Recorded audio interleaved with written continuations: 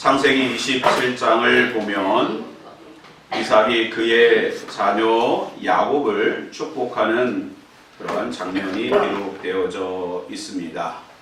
이삭이 점점 나이가 늙어서 육신의 장막이 무너져 내리는 가운데 심지어 눈도 점점 침침해서 앞이 보이지 않는 상황 속에서 스스로 생각하고 판단합니다.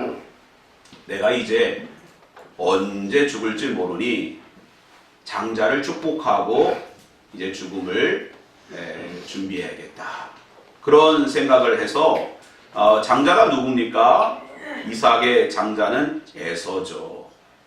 에서를 불러서 얘야, 이제 아버지가 하나님께 갈 날도 멀지 않기 때문에 너는 네가 잘하는 그 사냥을 해서 별미를 만들어 가지고 와라. 그럼 내가 그것을 먹고 마음껏 너를 축복하리라. 그때 에서는 너무 마음에 응어리졌던 것들이 한순간에 싹 녹아내립니다. 그동안 야곱으로 인하여 얼마나 시달림을 당했어. 팥죽 한 그릇에 장자의 축복도 팔아넘기고 이만저만 수치를 당한 것이 아닙니다. 억울함이 있었습니다. 그럼에도 불구하고 역시 아버지는 아버지구나. 그런 마음에 화살과 통을 가지고 들로 사냥을 떠납니다. 그런데 이러한 모든 이야기를 누가 들었어요? 어머니 리브가가 다 듣고 있었습니다. 잘됐다. 야곱을 축복받게 해야겠다. 야곱을 불러서 야, 아버지가 이렇게 이제 장자를 축복하려고 하니 너는 가서 염소 새끼 2마리를 잡아가지고 와라. 어머니, 문제가 있어요. 뭐냐? 형은 이 몸이 이게 털도 많고 그런데 거칠고 그런데 저는 매끄럽습니다. 걱정하지 마라. 순발력을 발휘해서 염소 새끼는 요리를 하고 그 가죽을 벗겨가지고 목하고 손하고 이런데 털이 많은 것처럼 그렇게 다 분장을 했습니다. 그리고 에서에게 가장 좋은 옷도 그렇게 가져다가 야곱에게 입혀서 아버지에게 들여보내는 것입니다. 아버지, 제가 별미를 만들어 가지고 왔습니다. 그랬더니 이삭이 깜짝 놀라는 거죠. 야, 어떻게 이렇게 사냥을 빨리 해서 가지고 올 수 있었니? 라고 하니까 야곱이 이야기했죠. 하나님께서 도와주셨다고. 순조롭게 해주셨다고. 그래? 그럼 일로 가까이 와봐라. 이삭도 만만치 않습니다. 내가 에서인지 좀 살펴보리라. 실수할까봐. 혹시 야곱에게 축복할까봐 다 야곱을 이렇게 살핍니다. 그러면서 이야기하죠. 목소리는 야곱인데 몸은 에서로구나. 그런데 분별하지 못하고 이제는 야곱이 가지고 온 그 별미를 마음껏 먹고 야곱을 장자로 축복합니다. 내 아들의 향치는 여호와의 복 주시는 밭의 향치로다. 하나님은 하늘의 이슬이요 땅의 기름짐이요 풍성한 곡식과 포도주로 하나님이 너를 축복하기 원하노라. 바로 장자의 축복을 마음껏 해주는 겁니다. 물론 하나님께서 이미 에서를 버리시고 야곱을 장자로 세우시는 하나님의 주권 가운데 이 모든 것이 예비되어져 있었던 것입니다. 그런데 왜 이삭이 야곱을 장자로 세우셨을까요? 장자로 축복하셨을까요? 그 이유는 한 가지입니다. 뭘까요? 바로 아버지 이삭의 마음을 기쁘게 해요. 여러분 생각해 보세요. 그 야곱의 입맛에 가장 맛있는 음식이 뭘까요? 바로 아내가 해주는 음식이에요. 남편은요 평생 짜고 달고 맵고 해도 아내가 해준 음식을 수십 년 먹으면요 그 음식이 가장 맛있는 줄 알아요. 그러니까 아내가 그렇게 별미를 만들어서 갖다 주니까 그 음식을 먹는 순간 마음이 다 무너져 내리고, 또한 그 아들의 향치 가운데 하나님께서 복 주시는 밭의 향치가 가득하니까 마음의 기쁨이 와서 야곱이고 에서고 다 중요하지 않습니다. 그 마음의 기쁨이 있으니까 마음껏 야곱을 축복한 것입니다. 효도란 뭘까요? 어떻게 효도를 해야 될까요? 효도란 부모를 기쁘게 해드리는 것이 효도임을 믿으시기 바랍니다. 부모를 기쁘게 해드리시. 이전에 어떤 목사님이 이런 얘기를 하더라고요. 목사님, 우리는 아이들이 자랐을 때에 효도를 받을 생각을 말아야 돼요. 아니 무슨 말입니까? 왜 아이들로부터 효도를 받지 말아야 됩니까? 그러니까 그 목사님이 하는 말이 아이들이 태어나서 유치원 다닐 때까지 이미 효도를 다 했다는 거예요.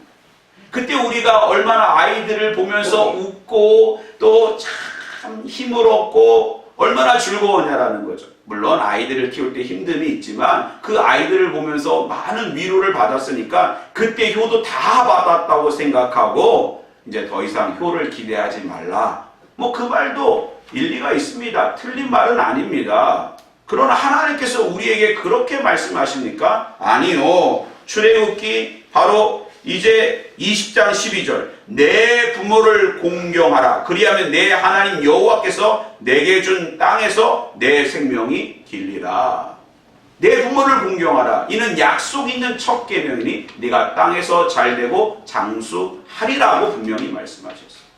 어린 시절 위로받은 것으로 효를 다했다고 그렇게 생각하라. 그런 말씀 성경에 없습니다. 우리는 부모님 계실 때 효를 다 해야 되는 것입니다. 왜냐하면 효를 다하는 것, 우리가 효도를 하는 것은 다른 사람을 위한 것이 아니라 바로 우리 자신을 위한 것. 효를 다하는 사람마다 하나님께서 복 주시겠다고 약속하셨어요.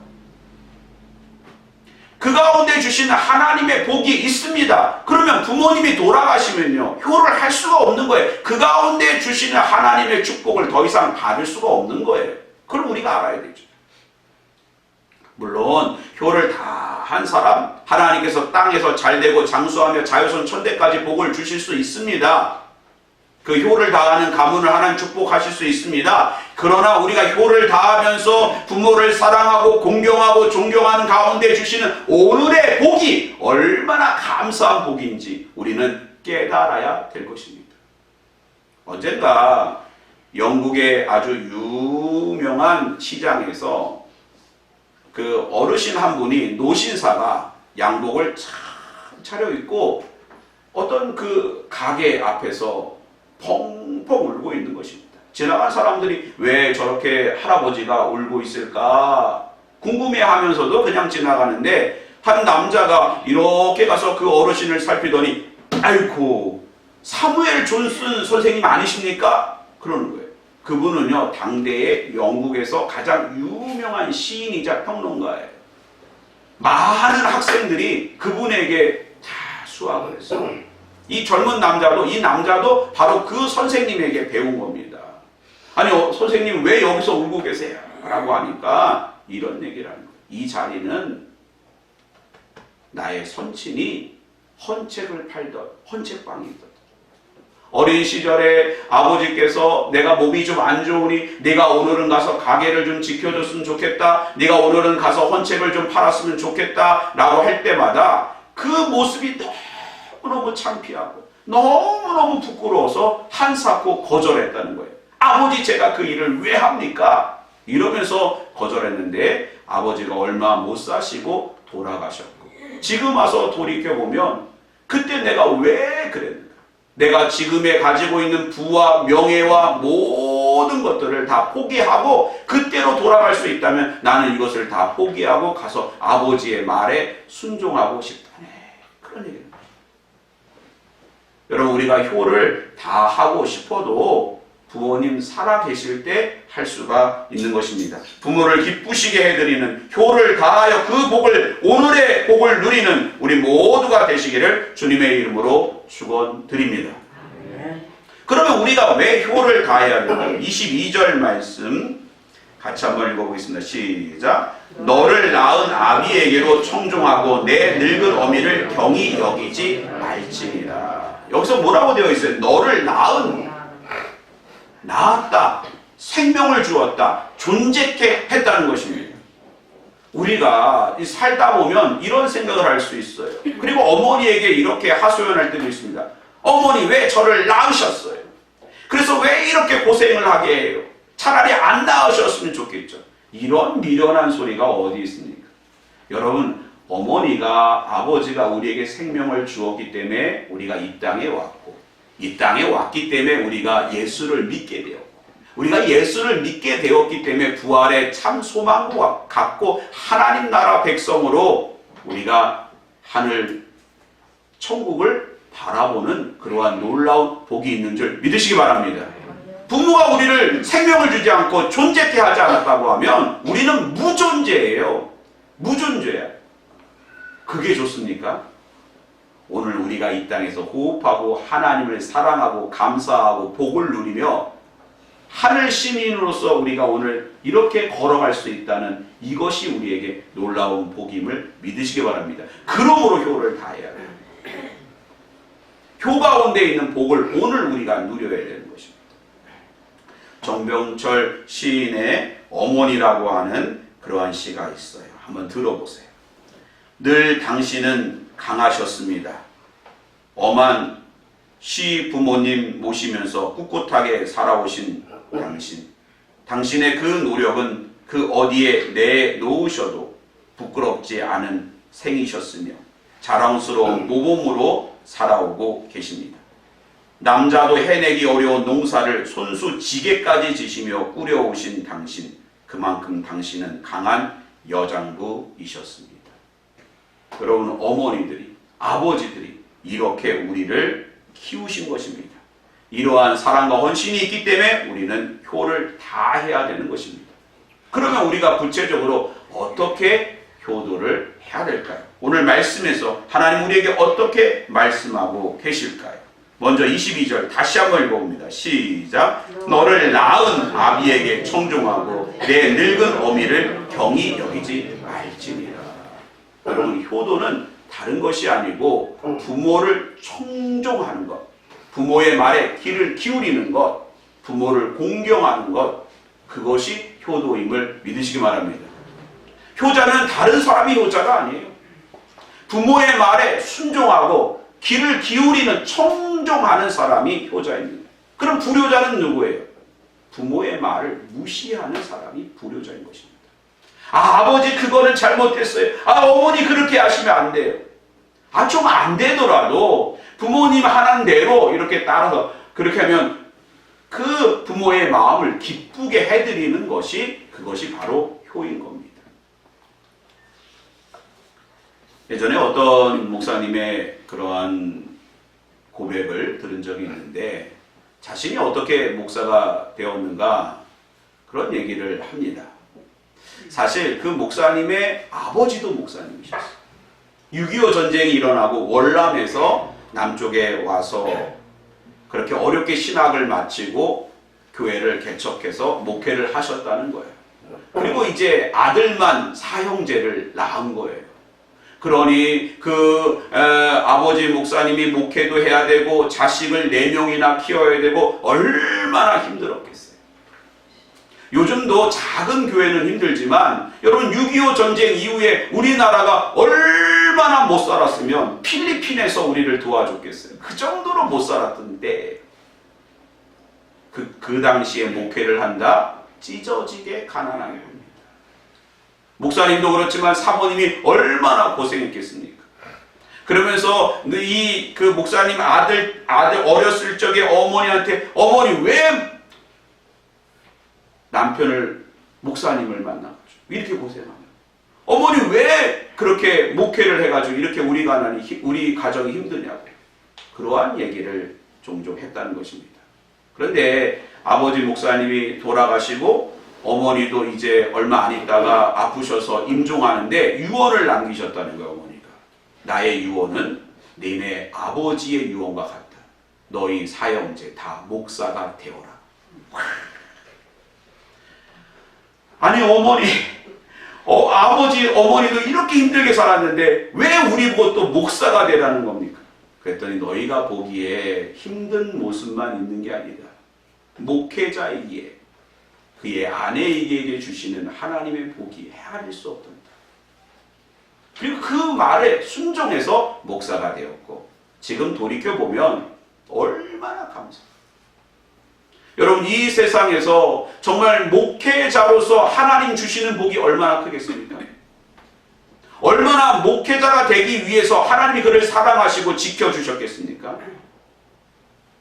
효라고 하는 것은 다른 것이 아니라 부모에게 청종하는 것입니다. 요즘 많은 젊은 사람들이 부모를 찾지 않습니다. 김치를 담글 때 예전에는요, 전화를 하죠. 어머니, 엄마, 김치 어떻게 하는 거예요? 요즘은 어디에게 묻습니까? 지식인에게 묻습니다. 또 요즘은 그것도 귀찮아서 얘 시리야, 얘 누구야 하고 AI 로봇에게, 챗봇에게 묻습니다. 어떻게 하면 두부를 담글 수 있느냐. 어제 집사람하고 산 기도를 가면서도요, 갑자기 여보 우리가 두부를 좀 만들어 먹읍시다 이렇게 해가지고 뭐 부모님에게 묻는 게 아니고요, 그 인터넷으로 찾아보니까 두부 만드는 법 이렇게 다 나오더라고요. 그래서 많은 사람들이 이제 부모의 지혜가 필요 없다고, 어르신들에게 묻는 것은 미련하다라고, 다 컴퓨터에 인터넷에 물으면 알 수 있다라고 말합니다. 그러나 우리는 중요한 사실을 간과해서는 안 됩니다. 부모가 정말 사랑스러운 말로 그 말에 생명을 담아서 하나님께서 주시는 그 지혜와 감정과 은혜와 복을 담아서 우리에게 주는 그 한마디가 결국에는 우리를 살린다는 사실을, 생명력 있는 말씀이라는 사실을 기억하시기 바랍니다. 그러므로 부모님에게 물어야 되는 것입니다. 그러므로 우리는 하나님께 기도해야 되는 것입니다. 그 말씀이 오늘 우리를 살리는 것입니다. 효라는 것 다른 거 아닙니다. 부모에게 청종할 거예요. 두 번째로요, 23절 말씀 같이 한번 읽어보겠습니다. 시작. 진리를 사대에 팔지는 말며 지혜와 훈계와 명철도 그리할지니라.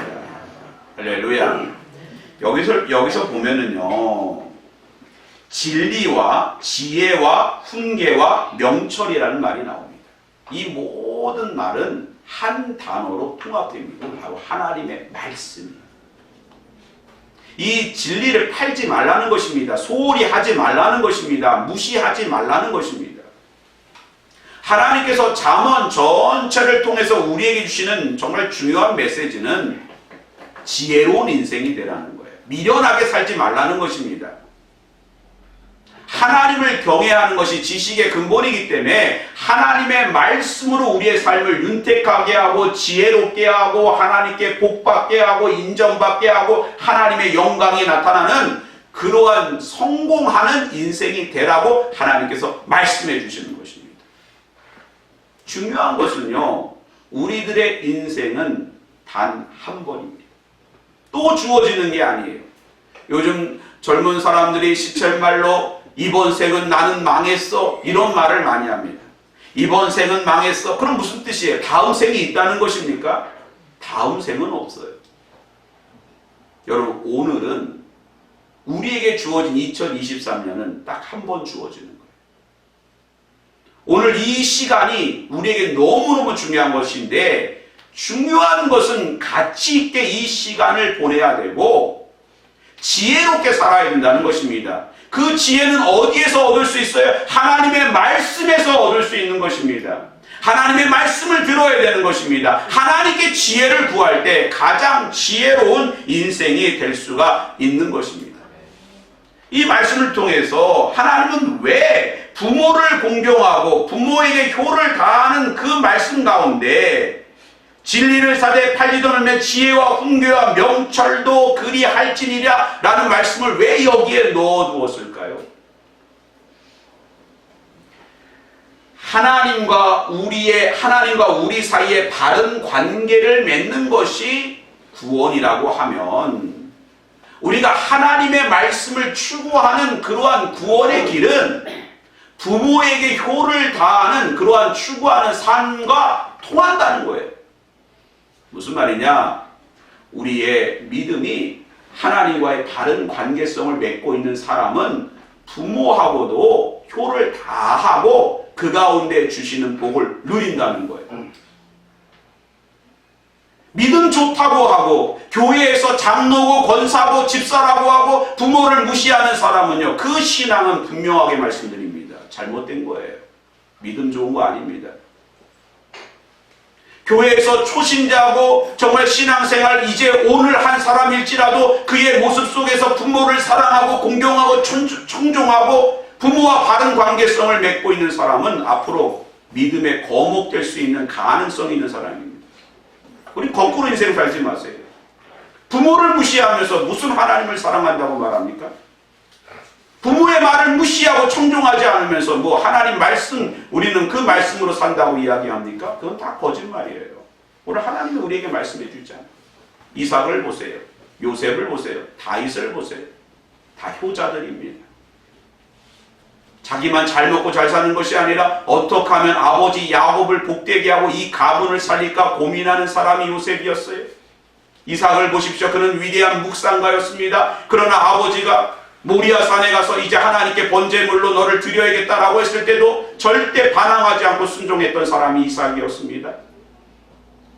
믿음 좋은 사람, 하나님과 바른 관계성을 맺고 있는 사람, 그런 사람이 바로 또한 부모에게 효를 다하는 사람이고, 부모에게 효를 다하는 사람이 바로 믿음 좋은 사람인 것입니다. 이것을 우리가 잘 깨달아야 돼요. 지난 주간에